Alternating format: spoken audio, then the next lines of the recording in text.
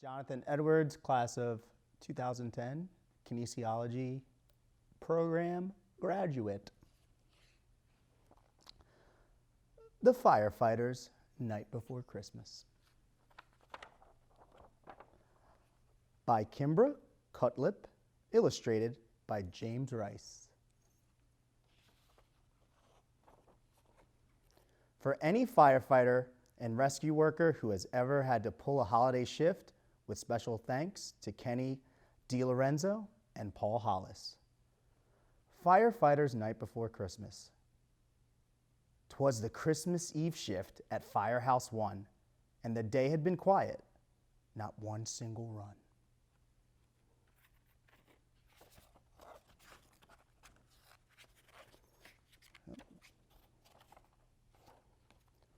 Paul had played Santa for kids in the town who had snapped his suspenders and pulled his beard down. While Marguerite dressed as an elf and gave toys, Rosie the medic tried to herd little boys.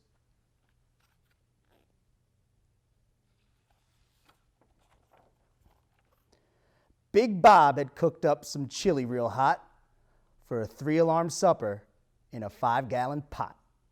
We were dishing out seconds for a late night round 2 with some cops on the beat who had nothing to do. They checked in to see all the unlucky stiffs who, like them, were pulling the Christmas Eve shift. They were making to leave and get back to their route when Kenny yelled over, "Hey, come check this out!" What's Kenny seeing? There's a truck with its Mars light gyrating away and the Christmas tune playing on the siren's PA. Strobe lights are flashing and everything's going, and I know it sounds crazy, but the ladder pipe's snowing. What's going on?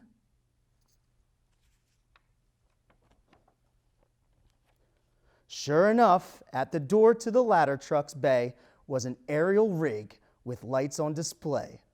The tower was covered with red and green light, and a tree at the top glittered into the night. Jingle bells blared from the siren real loud, and the nozzle sprayed snow in the air like a cloud.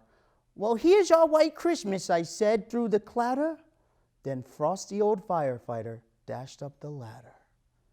He jumped on the roof like a smoke-eating pro, and into the stove vent he squeezed one big toe.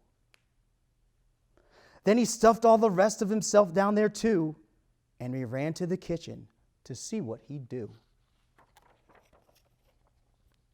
When he fell on the stove in his red turnout gear, the grin from his face nearly stretched ear to ear.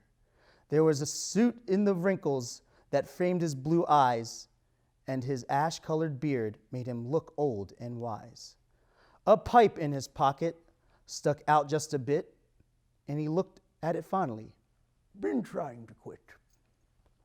On his helmet, the badge number read 0 North, and he winked a sly wink as we stared back and forth.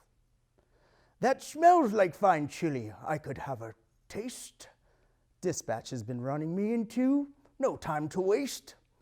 Before we could answer, he finished it all. Then the alarm went off. It was time for a call. Santa's eating the chili. We jumped in our boots, as we'd all done before, but a Christmas Eve call was different for sure. Visions of families flashed all in our heads, while all of us hoped ours were safe in their beds. Dispatch told us as we rolled out the door, some tree lights caught fire at a furniture store. When we got there, the flames had spread through the place, so the captain radioed for help with all the blaze.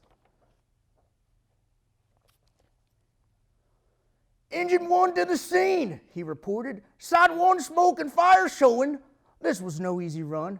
He said, "Fill the box. We need help here fast." And we laid an attack line and started to blast. The battalion chief called for 2 alarms more, and we knew if we hustled, we might save the store. From the deck guns and pipes, we had water flowing, and soon, through the smoke, white steam started showing.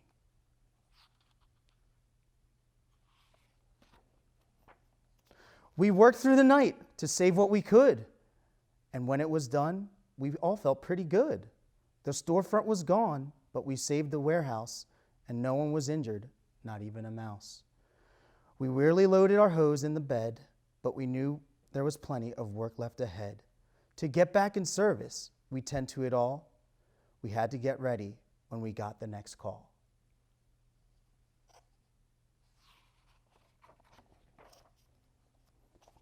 We rolled into the station with dawn on the rise and couldn't believe what greeted our eyes. Ours was the only yard that had snow, a shiny new pumper set ready to go.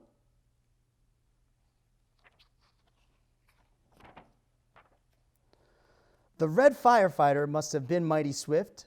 I suspect that his truck had been loaded with gifts.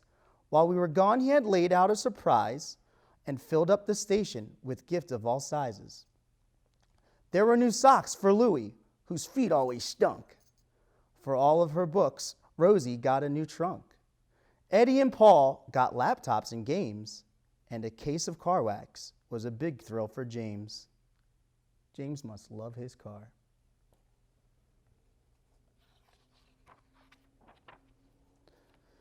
There was a fancy new grill for our cook, Big Bob, and steaks in the freezer to help with the job.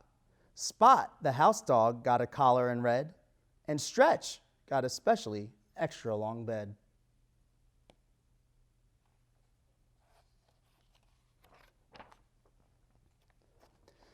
And there in the rec room, a whole company found new lounging chairs and a flat screen TV.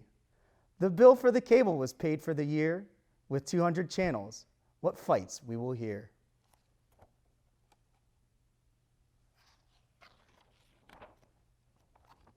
Dog tired and dirty, we couldn't turn in. There was too much to look at, too much to take in. So we broke out the grill and cooked up some steak.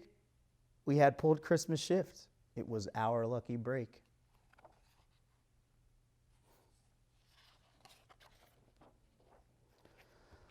Of course, the lieutenant had work left to do.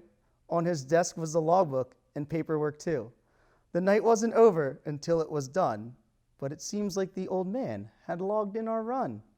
He'd listed our names and checked them off twice, and next to each one he wrote, naughty or nice. Headquarters will say we were playing a trick, but he signed, Merry Christmas, from old Sergeant Nick. And that was a firefighter's night before Christmas. Happy holidays, everybody.